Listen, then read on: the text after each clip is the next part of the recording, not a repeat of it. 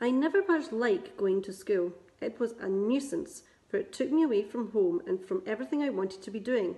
But that summer, it was more than a nuisance. It was an intrusion into our secret life on Rushy Bay, and I resented it more than ever. I faked my sickness successfully on a few occasions until Mother discovered that Daniel always seemed to be ill on the same day as I was and put a stop to it. Sometimes, though, not very often, for Mother would have suspected me, I was able to persuade Father he could not do without me on the boat, and I managed to stay off school that way. I knew we would only be out on the lobster fishing for the morning, so Daniel and I could spend the afternoon down on Rushy Bay. Father was never that hard to persuade because he liked the company, and it did help to have me handling the boat whilst he set or hauled the lobster pots, particularly when there was a heavy swell out around the northern rocks. It was always a great deal easier for Daniel to stay away from school because no one in his family cared that much whether he was at school or not, and his father was only too pleased to have an extra pair of hands in the boat shed. Whatever happened, though, we always went to school together or stayed away together. It was not a formal pact between us. There was just no need for that. It was just an understanding. School was across the water on Tresco. About 15 of us went across on the boat each day from Briar, and we often had to get out and push the boat when we became stuck fast on the sandbanks at low tide. All day at my desk I longed for lessons to be over so that I could get back to Rushy Bay. It was hardly surprising, therefore, that my teacher, Mr. Angus Wellbeloved, was forever reprimanding me for lack of attention. Mr. Wellbeloved, or Welly Belly, as we called him, grew a crop of long white hairs out of his ears, which he always twiddled to a point whenever he was reading to us, and his wiry eyebrows joined in the middle of his nose and hung around his eyes like a misplaced moustache. From an early age, Mr. Wellbeloved had condemned me as unladylike, untidy, unteachable, mostly because I could never master my arithmetic. For Mr. Wellbeloved's arithmetic was the yardstick by which he judged character.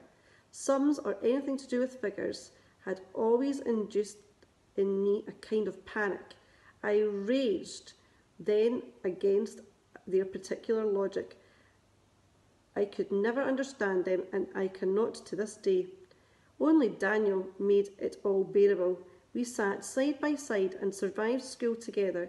He did not care for school or for Mr. Wellbeloved any more than I did, but he was always clever enough to succeed at his sums, and was therefore the apple of Mr. Wellbeloved's eye. I copied just enough of his sums to get by, and in return he copied my spellings whenever he needed to. I was a genius at spelling and proud of it. So Daniel beside me and I made an adequate pupil, just satisfactory enough to avoid being kept in for detentions, and that was all that mattered. I may not have liked Mr. Wellbeloved, few of us did, but it has to be said that it was Mr. Wellbeloved who warned us early that summer that there would be a war with Germany before very long.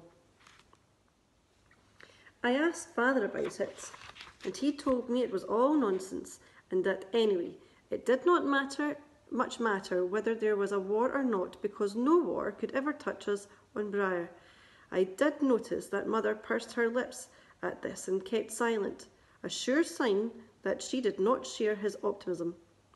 But even when school was finished for the day, Daniel and I were not free to go at once to Rushy Bay, for he always was needed to sweep up in his father's boat shed, and Father might well send me out to go and fish for lobster bait, or there were always lobster pots to be mended.